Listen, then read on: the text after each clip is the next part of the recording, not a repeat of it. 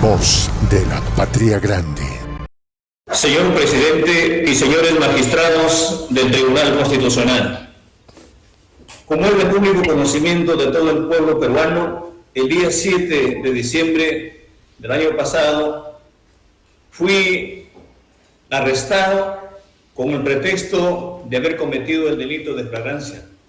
Acá no hubo ninguna flagrancia, toda vez de que yo conducía a mi familia a la embajada de los Estados Americanos para poner a buen recaudo a mis hijos y a mi esposa, acompañado de mi escolta en la movilidad y en el cofre del mismo despacho presidencial, acompañado del doctor Aníbal Torres para volver al despacho presidencial.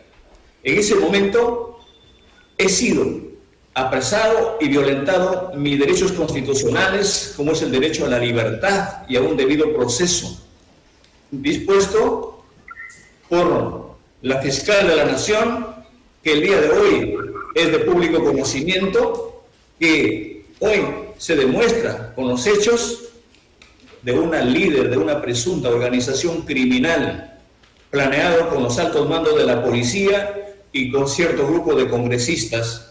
¿Por qué? Para acabar con mi gobierno y con mi gestión, porque no pertenezco, según ellos, a esta élite o no están de acuerdo con mis orígenes o mi procedencia. Señor magistrado y señores magistrados y señor presidente, para ser candidato y para asumir un mandato del país, he tenido que solicitar licencia sin goce de remuneraciones como maestro, cumpliendo con 24 años de servicio como profesor nombrado, para cumplir como presidente de la República, servir a mi país por un mandato constitucional y luego cumplir mi mandato, retornar a mi institución educativa. Yo no vi a la presidencia de la República como una oportunidad laboral, como se ha hecho históricamente, que se buscan estos espacios para ser presidentes o congresistas de la República. En ese entendido, el Perú sabe muy bien, yo he sentido en carne propia el odio y todos estos problemas que ha venido sufriendo mi familia. En ningún momento de la historia anterior se ha allanado Palacio de Gobierno, pero mi familia sí la vivió en carne propia. Por ello es que tomé la decisión de dejar en la Embajada de Estados Unidos Americanos a mi familia, a ponerle buen recaudo y luego retornar. Pero sin embargo, lejos de atender a otros problemas que tiene el Ministerio Público y las autoridades, se han ensayado conmigo. Por eso, señor presidente y señores magistrados, pido en nombre del país, y como lo sabe todo el país, que mi propio arraigo también es el mismo pueblo. En ese marco, señores magistrados y señor presidente, solicito que se deje sin efecto y se declare nulo todo este procedimiento y sus actos posteriores. Claro está de que ha habido todo un andamiaje, una acción preparada para derrocar a mi gobierno, pero no se puede, más allá de cualquier interés político, acabar con la libertad constitucional. Pido, señores magistrados y señor presidente, dignifiquen ustedes a esta institución, a la máxima institución de la justicia peruana. Muchas gracias por darme el espacio. Pedro Castillo denunciará ante la Corte Interamericana de Derechos Humanos las irregularidades que, según él, se cometieron durante su detención e ingreso a prisión. El presidente destituido cumple un año privado de la libertad sin una acusación fiscal y con protestas a favor de su liberación en las calles del país. Mientras tanto, la nación sigue sumida en una lucha de poderes con la destitución de la fiscal de la nación y la excarcelación de Alberto Fujimori. Lo que está primando son intereses partidarios o de grupo o de mafia. Entonces tenemos un serio problema, ¿no? Yo en lo personal no le avisoro una solución a la crisis como tal. Y eso va a implicar de que el descontento social se pueda desbordar. Tenemos que hacer el esfuerzo. Y para hacer el esfuerzo, por lo menos mínimamente, tenemos que considerar que no se puede estar vulnerando el sistema jurídico y legal del país, tanto en lo que se representa en lo judicial como las instituciones representativas, llámese el Congreso o el Gobierno. Y todos esos tres campos de la vida política y social y jurídica están cuestionadas. Entonces, la solución a la crisis no la veo ahorita, no le encuentro salida. Esto va a pasar por un proceso violento posiblemente, que no lo deseamos, pero lamentablemente todo encamina a eso. Y el Perú se está exponiendo a nivel internacional al incumplimiento, ¿no?, de acuerdos y tratados, como es el Pacto de San José.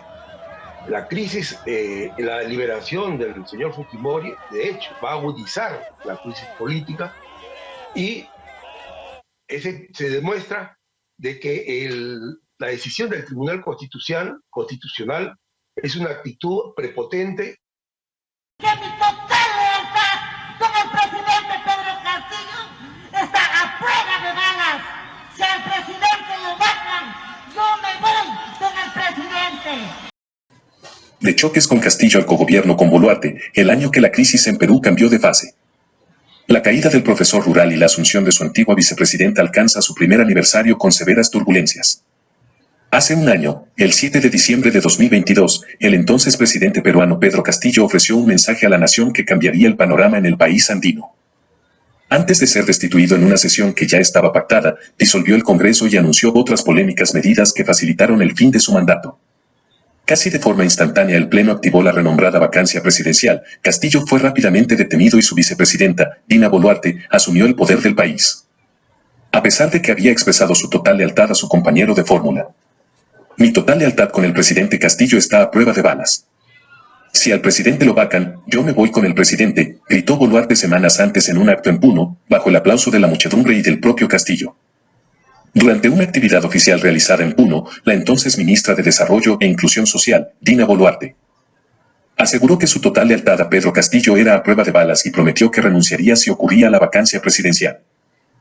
Sin embargo, al final las balas fueron disparadas, pero bajo la gestión de Boluarte, quien tuvo que enfrentar masivas manifestaciones desde el mismo mes de diciembre. El resultado, 67 muertes, de las cuales 49 se dieron durante enfrentamientos con las fuerzas del orden.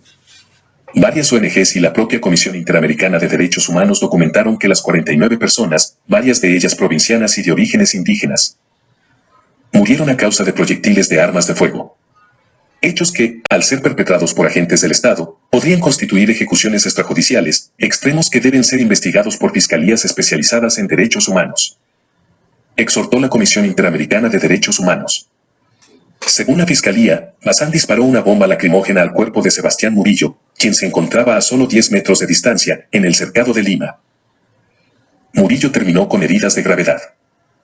Pese a que la Fiscalía ha identificado a algunos policías por estos hechos, hasta el momento ninguno ha sido separado de su cargo públicamente ni tampoco hay sentenciados. Herida punzante cuando el profesor rural cajamarquino superó en 2021 a la excongresista, exaspirante presidencial y lideresa de Fuerza Popular, Keiko Fujimori. Muchos en Perú y América Latina leyeron el triunfo electoral como una reivindicación del Perú profundo contra el statu quo de Lima, pero la dicha fue exigua. Cuando esas miles de personas de la sierra, de la costa o del sur peruano vieron al exmandatario tras las rejas, con Boluarte en el Palacio de Gobierno, la ira aumentó.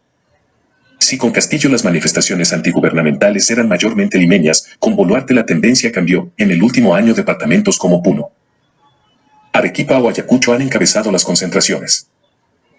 Durante meses se instaló el apelativo, Toma de Lima, como parte de las movilizaciones desde las regiones hasta la capital. Centro neurálgico del poder desde la época virreinal. Actos obscenamente nulos. Castillo también cumple un año privado de libertad. La justicia peruana determinó 36 meses de prisión preventiva contra él por ser el presunto líder de una organización criminal y otros 18 meses por presunta rebelión y conspiración, su controvertido discurso llevó a varios de sus ministros a abandonarlo en su hora aciaga, mientras especialistas pedían su encarcelamiento. Voz de la Patria Grande.